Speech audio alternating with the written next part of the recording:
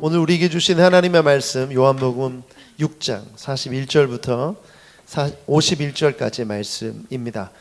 저와 함께 교독하도록 하고 마지막 절 같이 읽겠습니다. 41절 제가 먼저 읽겠습니다. 자기가 하늘에서 내려온 떡이라 하심으로 유대인들이 예수께 대하여 수군거려 이르되 이는 요셉의 아들 예수가 아니냐. 그 부모를 우리가 아는데 자기가 지금 어찌하여 하늘에서 내려왔다 하느냐. 예수께서 대답하여 이르시되 너희는 서로 수군거리지 말라. 나를 보내신 아버지께서 이끌지 아니하시면 아무도 내게 올 수 없으니 오는 그를 내가 마지막 날에 다시 살리리라. 선지자의 글에 그들이 다 하나님의 가르치심을 받으리라 기록되었은즉 아버지께 듣고 배운 사람마다 내게로 오느니라. 이는 아버지를 본 자가 있다는 것이 아니라 오직 하나님께서 온 자만 아버지를 보았느니라.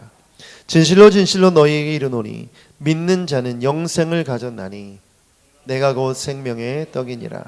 너희 조상들은 광야에서 만나를 먹었어도 죽었거니와 이는 하늘에서 내려오는 떡이니 사람으로 말하여 먹고 죽지 아니하게 하려는 것이니라. 다 같이 읽겠습니다. 나는 하늘에서 내려온 살아있는 떡이니 사람이 이 떡을 먹으면 영생하리라. 내가 줄 떡은 곧 세상의 생명을 위한 내 살이니라 하시니라.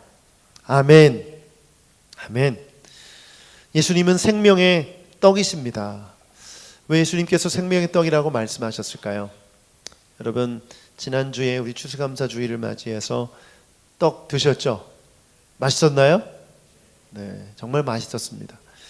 떡이 가지고 있는 의미가 있죠.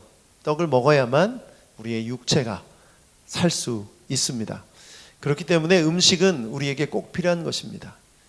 오병이어의 기적을 보여주시면서 많은 사람들이 와, 대단하다. 그 떡을 먹고 배불렀어요. 그 육체가 살 수 있게 된 것이죠.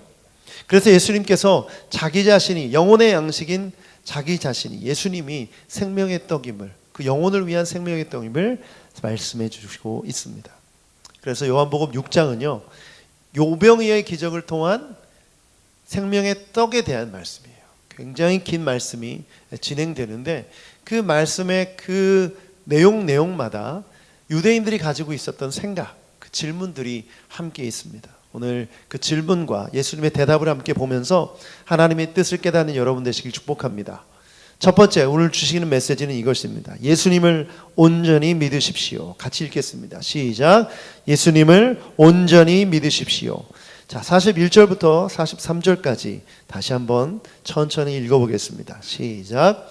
자기가 하늘에서 내려온 떡이라 하심으로 유대인들이 예수에 대하여 수군거려 이르되 이는 요셉의 아들 예수가 아니냐. 그 부모를 우리가 아는데 자기가 지금 어찌하여 하늘에서 내려왔다 하느냐. 예수께서 대답하여 이르시되 너희는 서로 수군거리지 말라. 자, 오병이어의 기적은 모든 사람들이 예수님을 주목하게 하는 사건이었습니다. 소위 말하면 예수님을 스타 랍비로 등극하게 하는 사건이었어요. 이때 당시에 랍비들이 많았어요. 랍비는 어떤 역할을 했냐면 율법을 설명해주고 하나님의 뜻이 무엇인지 가르쳐주는 사람들이었어요.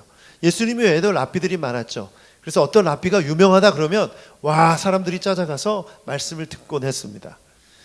그랬던 것처럼 예수님께서 오병이어의 기적을 일으키는 순간 야, 지금 우리가 봤던 랍비와는 비교가 안 되는 랍비가 나타났다. 그래서 유대인들이 막 몰려온 거예요.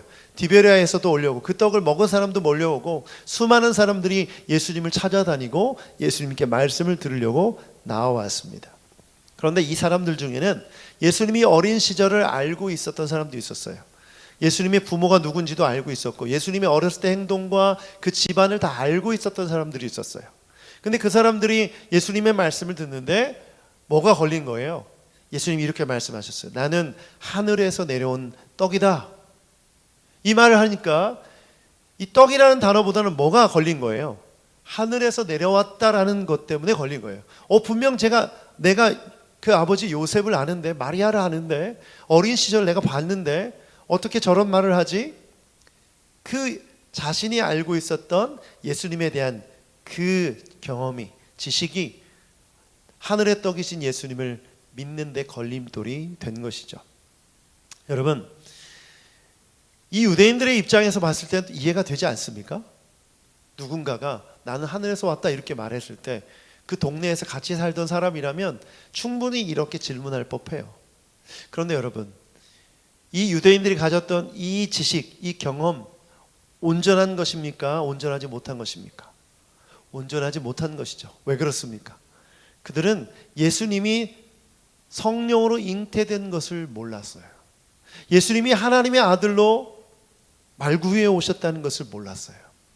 그렇기 때문에 그들이 알고 있었던 지식과 경험은 온전하지 못했던 것이고, 이 온전하지 못했던 지식은 예수님을 믿지 못하게 했던 것입니다. 우리가 오늘 하나님을 믿고 예수님을 믿고 신앙생활하는 데 있어서 바로 이 부분이 우리의 걸림돌이 될 수 있어요.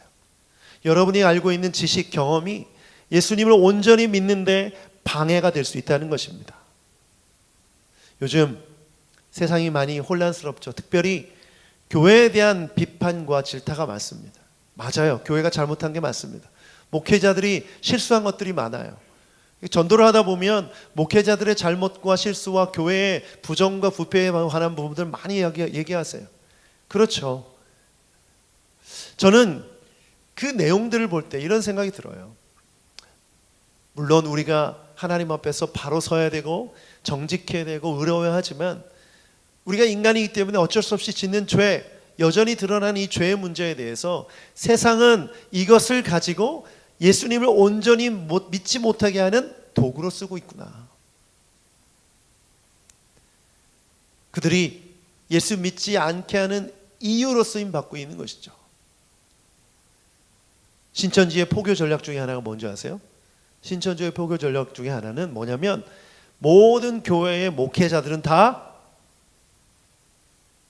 썩은 부패한 사람들이다. 모든 기성교회는 다 잘못된 교회들이다. 그렇기 때문에 참 목자인 이만희 교주를 따라야 된다. 이런 식으로 설명을 해요. 그런데 교회에 대해서 비판하다 보면 비판할 거리가 많습니까? 적습니까? 정말 많죠. 그런데 우리가 알고 있는 그 비판할 그 지식들은 결국 우리가 성경을 통해서 바라보고 또 그 안에 있는 내부 사정을 보면 다 이해할 수 있는 부분이 있고 받아들일 수 있는 부분이 있죠. 그런데 사람들은 그런 팩트, 그런 진실, 또 성경에서 말하고 있는 하나님의 진리에 대해서 관심을 가지려고 합니까? 현상만 보고 판단하는 것이죠. 그래서 하나님을 믿지 않고 예수 그리스도를 믿지 않는데 그 근거로 삼고 있습니다. 우리가 배우고 있는 과학, 또 우리가 접하고 있는 논리, 세상의 뉴스, 이 모든 것들을 통해서 여러분은 어떻습니까? 하나님을 믿고 주님께 나아가는데 도움이 됩니까? 방해가 됩니까? 방해가 되죠. 그래서 우리가 이런 부분들을 구분할 수 있고 분별할 수 있어야 됩니다. 요즘 특별히 인권이라는 이름으로 성탄절의 의미조차 세상이 흐려가게 하고 있습니다. 미국에서는 메리 크리스마스라는 말을 공적으로 사용할 수가 없다고 그래요. 왜 그런 줄 아세요? 왜냐하면 타종교를 믿고 있는 사람들한테 바더가 된다는 거죠. 불편하게 한다는 거예요. 왜? 나는 예수님을 안 믿는데, 나는 알라시를 믿는데 왜 메리 크리스마스라는 말을 연말에 이렇게 쓰냐는 거죠. 그 말을 쓰지 말고 해피 할러데이 이런 표현을 쓰게 하라는 겁니다. 여러분, 이런 시대에 우리가 살고 있어요. 그런데 이런 말이 먹히고 있다는 거예요. 인권이라는 이름으로. 여러분, 성탄절은 예수 그리스도가 이 땅에 오신 그것을 축하하고 기뻐하는 놀라운 날인 줄 믿습니다. 그런데 그 의미에 대해서 세상은 세상의 논리와 세상의 지식으로 사람들의 입에서 그 말을 하지 못하게 하는 것이죠. 여러분, 성탄절은 예수님께서 우리 땅에 오신 날을 기념하며 기뻐하는 날인 줄 믿습니다. 세상 사람들이 자기들끼리 훔청거리고 자기들이 즐기고 자기들이 놀기 위해서 만든 절기가 아니에요. 그렇기 때문에 진정한 성탄절의 의미를 회복해야죠. 그러려면 우리가 이미 알고 있었던 우리의 지식, 우리의 경험, 우리의 생각, 그 모든 것들을 내려놓아야 됩니다. 그래서 예수님이 뭐라고 말씀하셨냐면 수군거리지 마라. 오늘 말씀해 보면 뭐라고 말씀하세요? 43절 같이 한번 읽어볼까요? 43절 시작. 예수께서 대답하여 이르시되 너희는 서로 수군거리지 말라. 이 말씀의 의미가 뭡니까? 유대인들이 예수의 부모를 내가 아는데, 어린 시절을 아는데 말씀을 잘 듣고 있는 사람들에게도 이런 말을 하는 것이죠. 그러면서 서로 수군거리는 거예요. 아닌가 봐. 이상한 말, 저 말이 진실이 아닌가 봐. 수군거리는 거예요. 여러분, 이런 일들이 교회 안에도 있습니까? 없습니까? 여러분, 우리 안에 있는 수군거림을 멈춰야 될 줄 믿습니다. 우리가 믿고 있는 진리, 예수님을 향한 우리의 신앙을 방해하려고 하는 그 수군거림이 여러분 안에 있어요. 세상에 있기 때문에 세상에 영향을 받을 수는 없죠. 영향을 받지 않을 수는 없어요.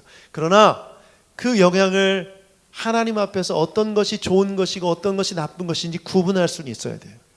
그리고 멀리하고 오직 주님께만 나아가는 지식, 주님께만 나아가는 경험, 주님께만 나아가는 신앙이 있게 되길 주님의 이름으로 축복합니다. 그래서 바울 사도가 에베소서의 말씀에 이런 말씀을 주셨죠. 4장 13절부터 14절 같이 한번 읽어보겠습니다. 시작. 그리하여 우리 모두가 하나님의 아들을 믿는 일과 아는 일에 하나가 되고 온전한 사람이 되어서 그리스도의 충만하심의 경제까지 다다르게 됩니다. 우리는 이 이상 더 어린아이로 있어서는 안 됩니다. 우리는 인간의 속임수나 간교한 술수에 빠져서 온갖 교훈의 풍조에 흔들리거나 이리저리 밀려다니지 말아야 됩니다. 아멘. 바울 사도가 얘기합니다. 믿는 일과 아는 일에 하나가 된다. 여러분, 지식으로 구원받습니까? 믿음으로 구원받습니까? 믿음으로 구원받죠. 그럼 우리의 지식과 우리의 경험은 믿음을 위한 것입니다. 그런데 세상 풍조와 세상은 그 아는 것으로 말미암아 믿음을 흔든다는 것이에요. 그래서 수군거림에 우리가 동조해서는 안 됩니다. 거기에 끌려다녀서는 안 되는 거예요. 뉴스를 보면서 또 세상의 지식을 접하면서 여러분 중심을 잃지 않게 되길 축복합니다. 아멘. 아멘. 그래야만 우리가 온전한 믿음을 가질 수 있기 때문에 그렇습니다. 두 번째, 하나님께서 우리에게 주시는 메시지 같이 읽어보겠습니다. 시작. 하나님께서 우리를 이끌어 주십니다. 44절부터 45절 두 구절 말씀 읽어보겠습니다. 시작. 나를 보내신 아버지께서 이끌지 아니하시면 아무도 내게 올 수 없으니 오는 그를 내가 마지막 날에 다시 살리리라. 선지자의 글에 그들이 다 하나님의 가르침을 받으리라 기록되었은즉 아버지께 듣고 배운 사람마다 내게로 오느니라. 아멘. 예수님께 나온 사람들이 많이 있었어요. 12제자를 비롯해서 수많은 사람들이 예수님을 믿었습니다. 물론 그 믿음이 온전하지 않은 사람들도 있었어요. 그런데 예수님께서 이렇게 말씀하셨어요. 나를 믿고 따르는 사람은 누가 이끌어 주셔서 오신 것이다? 하나님께서 이끌어 주셔서 오신 것이다. 자기 자의적으로 자기 결단으로 온 것 같지만 그 모든 것에는 하나님의 이끄심이 있다라고 말씀하고 계세요. 여러분, 우리는 하나님께서 이끌어 주셔서 예수님을 믿게 된 자들인 줄 믿습니다. 우리는 하나님이 이끌어 주셔서 여기에 모인 줄 믿습니다. 아멘. 그래서 여러분, 예수님을 믿게 될 때 여러분에게 있었던 사건들, 사람들을 한번 떠올려 보십시오. 모태신앙인 분들은 그 부모님에게서 내가 태어나지 않았더라면 내가 믿음을 가질 수 있었을까? 또 그 사람이 아니었으면, 내가 그 사람을 만나지 않았으면 내가 예수님을 믿게 되었을까? 이런 질문을 갖게 되는 것이죠. 그 모든 과정 속에 하나님께서 이끄심이 있는 줄 믿습니다. 주일 일부 예배에 나오시는 성도님이 이런 분이 한 분 계세요. 그분은 인터넷에서 어떤 설교 영상을 보고 새노래교회를 검색하게 됐대요. 근데 검색했는데 서대문구에 자기 살고 있는 집 근처에 우리 교회 이름이 딱 뜨더래요. 그래서 여기를 왔는데 알고 봤더니 강북구에 있는 새노래교회를 가요. 거길 갔었어야 되는데 잘못 알고 여기 온 거예요. 근데 이분이 이렇게 고백하세요. 하나님의 이끄심이 있는 것 같다는 거예요. 말씀을 듣고 나서, 예배를 드리고 나서 하나님이 나를 이끌어 주셨다는 그런 마음이 든다는 고백을 하시더라고요. 그리고 신앙에 대해서, 말씀에 대해서 이제 새가족반 하면서 말씀을 나누는데 굉장히 기뻐하고, 그분이 하나님 안에서 다시 태어나는 경험을 하고 계십니다. 오늘도 같이 함께 성경 공부했어요. 하나님의 이끄심이 저는 여러분 각 사람에게 있는 줄 믿습니다. 저의 간증을 좀 하면, 제가 예수님을 처음 믿게 된 계기가, 사실은 제가 중학교 3학년 때 예수를 믿었는데 제 믿지 않는 친구 때문에 믿었어요. 그러니까 믿는 친구가 저를 전도한 게 아니라 믿지 않는 친구가 그 친구의 친구가 믿었는데 그 친구의 친구가 교회에서 전도한다, 총동원 주일 뭐 전도 집회를 하니까 가자라고 한 거예요, 제 친구를. 근데 그 친구가 혼자 가기 뻘쭘하니까 너도 같이 가자 이렇게 된 거예요. 그러니까 저는 믿는 사람의 전도를 받은 게 아니라 믿지 않는 사람의 전도를 받은 거예요. 신기한 일이죠. 그런데 그 믿지 않는 친구가 저한테 뭐라고 했냐면, 제가 그 말 때문에 교회를 갔어요. 교회에 가면 여학생들이 많대. 그래서 갔죠. 진짜 많더라고요. 너무 좋았어요. 너무 재밌고. 그런데 겨울에 수련회에 갔는데 너무 좋아. 수련회까지 간다니까 얼마나 좋아요. 거기서 먹고 자고 같이 함께 있는 거잖아요. 잠깐만 있다가 헤어지는 게 아니라. 너무 좋아서 수련회 내내 정말 흥분됐어요. 근데 저녁에 집회를 하는데 제가 성령 세례를 받았어요. 입에서 이상한 말이 나오는 거예요. 방언이 나오고 예수님의 말씀이 믿어지고 죄를 고백하고 놀라운 영적인 경험을 했어요. 그때 제가 하나님 앞에 내가 예수님을 믿겠습니다, 따르겠습니다 결단하는 고백했던 기억이 나요. 그러고 나서 저의 신앙생활이 시작됐어요. 그래서 저희 집에서 이제 성경책을 들고 매 주일마다 교회에 가고 항상 이제 신앙생활하는 모습을 저희 부모님이 보신 거죠. 그때 제가 알게 된 게 뭐냐면 저희 아버지가 예전에 교회를 다녔었다는 사실을 알게 된 거예요. 우리 집은 아무도 예수님을 안 믿는 집안인 줄 알았는데 저희 아버지가 옛날부터 어렸을 때 교회를 다녔는데 그 이유가 뭐냐면 저희 친할아버지가 공산주의자가 된 거예요. 일제시대가 끝나고 공산주의자가 돼서 사진 사셨는데 그런 일들을 하셨던 거예요.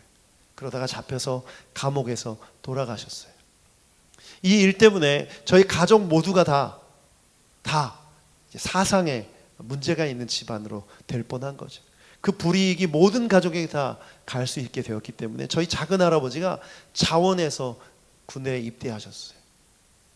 그리고 6.25 전쟁에 참여하신 거예요. 나이가 30이 넘었는데 저희 아버지를 비롯해서 고모까지 또 자녀들까지 무려 8명이 같이 사는데 저희 작은 할머니 한 분만, 그분이 모든 아이들을 키워야 되는 굉장히 힘든 상황이 된 거죠. 저희 작은 할아버지가 그 전쟁 중에 부상을 당하시고 이제 제대해서 오시게 됐는데 뭘 들고 오셨냐면 기도원 성경책을 하나 들고 온 거예요. 군대에 가서 복음을 들은 거예요. 예수님을 믿게 된 거예요. 이 성경책 하나를 들고 본인이 살고 있는 집 뒤에다가 원두막에다가 십자가를 세우고 예배를 드리기 시작했어요. 목사도 없고 아무도 없는데 그때부터 찬송 부르고 기도원 성경책 그 한 권 가지고 성경을 읽으면서 예배를 드리게 되고 지금 그 자리에 교회가 세워져 있습니다. 그때 저희 작은 할머니가 이렇게 기도하셨대요. 주님, 우리 가문에 목회자가 나게 해달라고. 그럼 제가 목사가 된 거예요. 작은 할머니의 기도 가운데 본인의 자녀들 중에 목회자가 나오게 해달라고 기도했는지 모르겠어요. 그런데 저 본인의 자녀에 대해 기도했던 그 목회자가 나오지 않고 손자에게 나온 거죠. 제가 지금 생각해 보니까 이 모든 것이 하나님의 이끄심이었다는 확신이 있습니다. 제가 예수 그리스도를 믿고 목회자가 되어서 여기에 서 있는 것도 그 하나님의 이끄심이 있었기 때문에 제가 여기에 있는 것이죠. 여러분, 하나님을 어떻게 믿고 계세요? 하나님은 전능하신 분이신 줄 믿습니다. 하나님은 모든 인생을 이끌고 계심을 믿습니다. 여러분은 그 하나님의 이끄심 가운데 살아가고 있는 줄 믿습니다. 그런데 이걸 느끼고 살아가는 것과 알고 살아가는 것과 전혀 모르고 살아가는 것은 천지 차이가 있어요. 오늘 여기에 어떻게 왔습니까? 내가 내 결단과 내 의지로 온 것 같지만 하나님의 이끄심이 없었다면 오늘 여기에 여러분은 없을 수 있어요. 그렇다면 그 하나님의 섭리에 감사하시길 축복합니다. 영광 돌리시기 축복합니다. 이렇게 만나게 된 것 하나님의 이끄심이에요. 이게 그래서 하나님의 기적인 것이죠. 아멘. 아멘. 여러분 가운데 그런 고백이 있기를 축복합니다. 하나님의 말씀 잠언 16장 9절 말씀 읽어보겠습니다. 잠언 16장 9절 시작. 사람이 마음으로 자기의 길을 계획할지라도 그의 걸음을 인도하시는 이는 여호와시니라. 아멘. 아멘. 믿으십니까? 믿으십니까? 그렇다면 여러분의 그 이끄심, 그 인도하심을 믿고 나아갈 때 이제는 여러분이 그 하나님의 이끄심을 붙들고 나아가시길 바랍니다. 그 하나님의 손을 놓지 않길 바랍니다. 오늘 함께 예배하는 여러분들 중에 그 이끄심을 믿지 않고 알지 못하고 살아갔던 분이 계시다면 오늘 하나님께서 여기까지 인도하셨다는 것을 믿고 이제는 그 이끄심을 붙들고 확신하고 나아가는 여러분 되시길 축복합니다. 시편 23편에 어떻게 말씀하고 있죠? 여호와는 나의 목자시니 내게 부족함이 없으리라. 그가 나를 푸른 초장과 실만한 물가로 인도하시는도다, 이끄시는도다. 우리 주님은 우리를 이끌어 주시는 분이신 줄 믿습니다. 그 믿음을 갖고 살아가는 여러분 되시길 축복합니다. 세 번째 같이 읽겠습니다. 세 번째 주시는 메시지 시작. 예수님은 생명의 빵이십니다. 47절부터 51절 다시 한번 읽어보도록 하겠습니다. 시작. 진실로 진실로 너희에게 이르노니 믿는 자는 영생을 가졌나니 내가 곧 생명의 떡이니라. 너희 조상들은 광야에서 만나를 먹었어도 죽었거니와 이는 하늘에서 내려오는 떡이니 사람으로 하여금 먹고 죽지 아니하게 하는 것이라. 나는 하늘에서 내려온 살아있는 떡이니 사람이 이 떡을 먹으면 영생하리라. 내가 줄 떡은 곧 세상의 생명을 위한 내 살이니라 하시니라. 아멘. 예수님은 생명의 빵이십니다. 생명의 떡이십니다. 제가 요한복음 6장 말씀을 계속 보면서 설교하고 있는데 그런 생각이 들었어요. 왜 이렇게 6장이 길까? 6장을 보면 71절까지 있습니다. 왜 이렇게 6장 말씀이 길까? 그런 생각을 했어요. 요한복음 4장을 보면 예수님이 사마리아 여인과 대화를 나누죠. 그런데 굉장히 길게 계속 반복해서 얘기하십니까? 짧게 끝납니까? 짧게 끝나죠. 이 사마리아 여인은 금방 알아들었어요. 예수님 말씀을 금방 알아듣고 동네로 가서 막 전도했잖아요. 그런데 이 가버나움에 모인 이 디베라에서 온 유대인들은 알아들었어요? 못 알아들었어요? 이 길다는 것은 잘 못 알아들었다는 얘기입니다. 이 생명의 떡이라는 말을 이 앞에서도 계속 하셨잖아요. 썩을 양식이 아니라 썩지 않을 양식을 위해서 일해라. 계속 이 생명의 떡에 대한 말씀을 하셨는데 그들이 이해하지 못하기 때문에 반복해서 말씀하고 계시는 거예요. 그런데 왜 이들이 이해하지 못했을까? 이해하지 못한 이유가 이거예요. 광야에서 먹었던 만나, 우리 조상들이 먹었던 그 만나, 그들이 지키고 있는 율법, 그것 때문에 예수님께 새롭게 말씀하시는 생명의 양식 대신, 생명의 떡 대신 예수님을 믿지 못하는 것이죠. 그 경험이, 그 지식이 방해가 되고 있는 것입니다. 그래서 예수님은 직접 그 만나와 내가 줄 떡에 대해서 비교해 주고 계세요.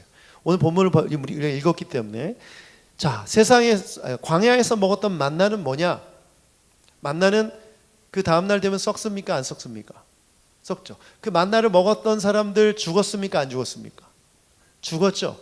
광야에서 만나를 먹은 사람들은 다 죽었어요. 출애굽한 사람들 중에 광야에서 만나를 먹었던 사람은 가나안 땅에 들어가지 못했어요. 그러면 그 만나를 먹었다고 해서 구원받는 것이냐 아니냐? 구원받는 것이 아니다. 누구를 먹어야? 무엇을 먹어야? 예수 그리스도를 믿어야, 예수를 먹어야 구원을 받는 것이다. 그 말씀을 설명해 주는 거예요. 그래서 하늘에서 내려온 떡이다 나는. 그리고 이것을 먹으면 죽지 않는다. 영원히 살 수 있다. 영생을 얻게 된다. 여러분, 이것이 예수 그리스도의 말씀인 줄 믿습니다. 그런데 저도 이 말씀을 읽으면서 묵상해 봤더니 잘 이해가 안 되는 거예요. 왜 하늘에서 내려온 떡이고 예수님이, 그리고 이것을 먹는다는 의미가 뭘까? 먹는다는 건 믿는다는 건데, 그러면 믿는다는 건 뭘 믿는다는 것일까? 예수님은 참 친절하신 분이세요. 그냥 말씀하시고 니들이 알아서 믿어라 이렇게 말씀하시지 않으셨고 아주 중요한 설명을 해주셨어요. 그게 바로 51절이에요. 51절에 답이 있어요. 같이 읽어보겠습니다. 시작. 나는 하늘에서 내려온 살아있는 떡이니 사람이 이 떡을 먹으면 영생하리라. 내가 줄 떡은 곧 세상의 생명을 위한 내 살이니라. 답이 어디 있는지 아십니까? 내 살이니라. 내 살이 뭐다? 떡이다. 생명의 빵이다. 왜 살이라는 단어를 언급하셨을까요? 여러분, 예수님께서 우리를 위해 하신 일이 무엇입니까? 십자가에 달려 돌아가신 일입니다. 로마 시대에 가장 무거운 형벌, 가장 두렵고 가장 참혹한 형벌이 십자가 형벌이었습니다. 근데 사람들이 십자가 형벌을 이렇게 이해해요. 십자가에만 달리면 그게 십자가 형벌인 줄 이해하는데, 십자가 형벌은 3단계로 이루어졌어요. 첫 번째, 채찍을 맞는 거예요.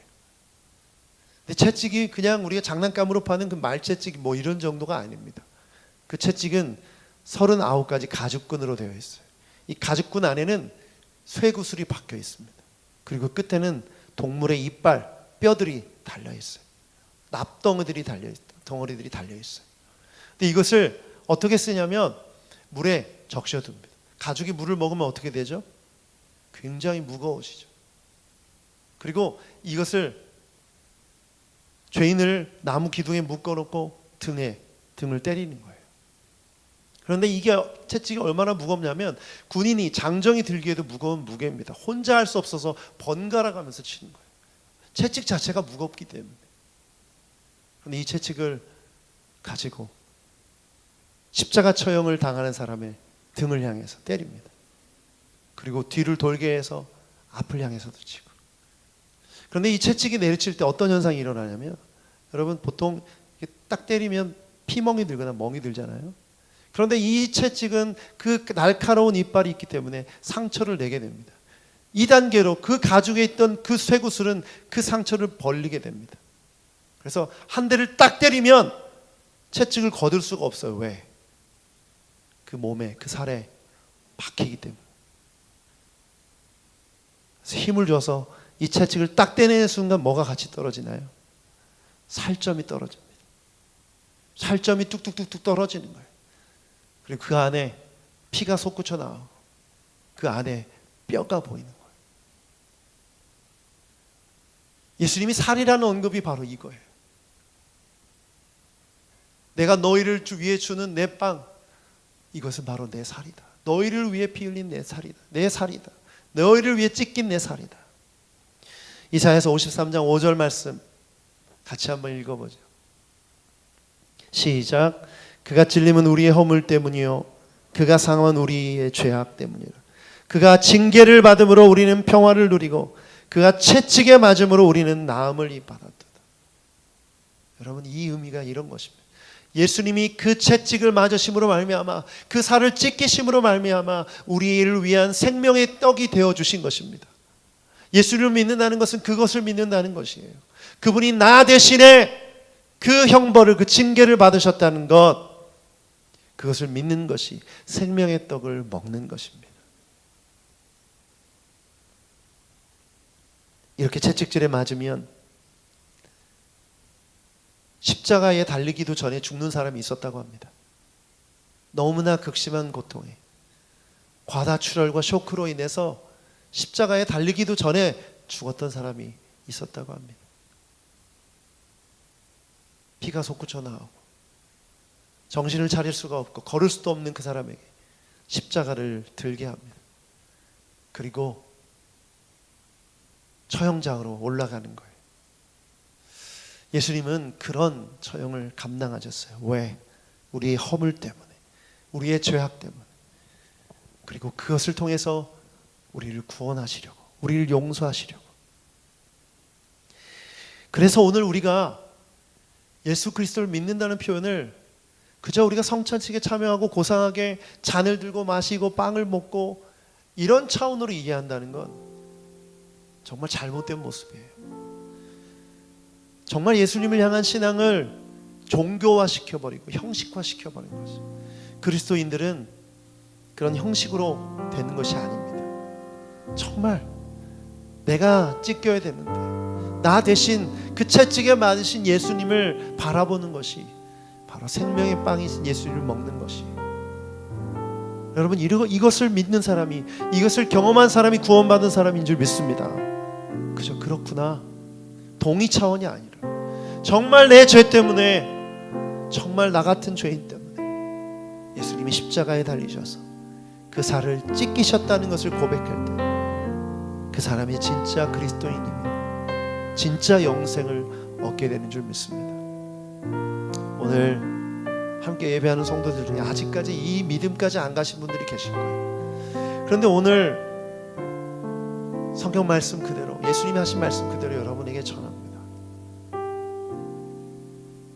그 고통, 그 회개 가운데 나아가지 못한다면 우리는 예수님을 먹었다고 말할 수가 없어요. 영생은 거저 얻어진 것이 아닙니다.